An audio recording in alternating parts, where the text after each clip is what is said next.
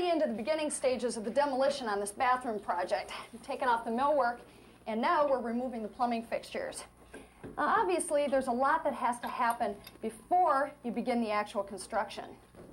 First, you need to work up a design. Then you need to line up your materials, hire any subcontractors, and be sure to get a building permit from your local building department. We intentionally decided not to do a major remodel for this bathroom. That's because we think this is the type of project most do-it-yourselfers will end up undertaking. So when we pull out the tub, the toilet, and the sink, the new fixtures that we put back in will be going back in about the same spots. Now, one of the major things that we are doing is we're gonna take out this closet area, also move this wall a little bit further out into the hallway area to make the bathroom a little bit larger. It's all sponged out. Okay. Of course, what you do with your bathroom will depend on the space you're working with, so we're not going to spend a lot of time on the details of the framing for these walls. Okay.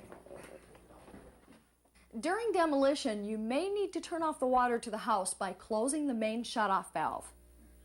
Then you need to drain out the water that's still sitting in the pipes.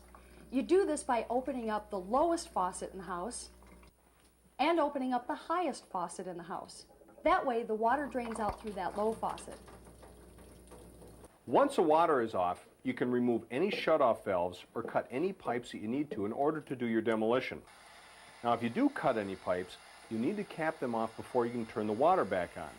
We'll be doing more plumbing work later on, so we'll go through the details of sweating pipes and making other connections then. During your demolition, you'll probably also be dealing with some electrical devices. Always test to make sure you've turned off the power before you touch anything.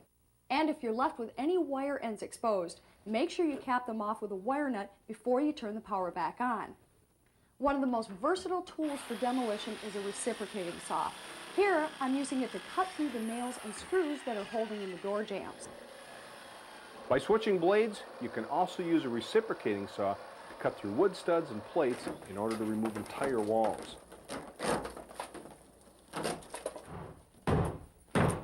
Sometimes the most sophisticated tool you'll need is just a heavy fist maul or sledgehammer.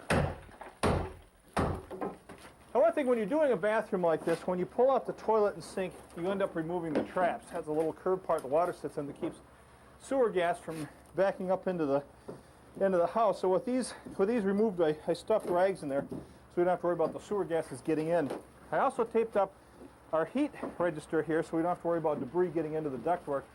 And put a fan in the window so we can kind of get some of this dust and debris to blow outside. Well,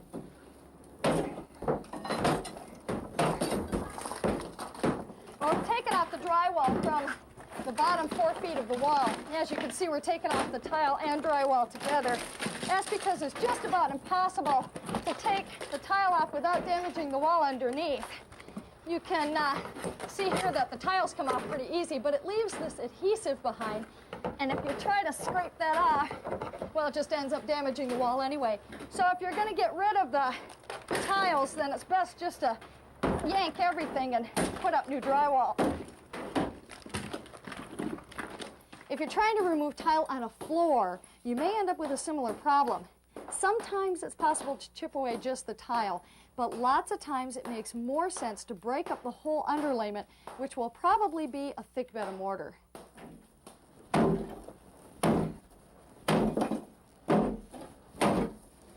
Now, busting up a cast iron tub like this might look like a lot of fun, but I got to tell you, this is quite a bit of work. But if you are getting rid of one of these, this is a way to go. Bust it up into small pieces and just haul it out. It's a lot easier than trying to muscle the whole thing out at once. Well, one thing we decided not to do was remove the old floor. Older vinyl and asphalt floors might have asbestos in them.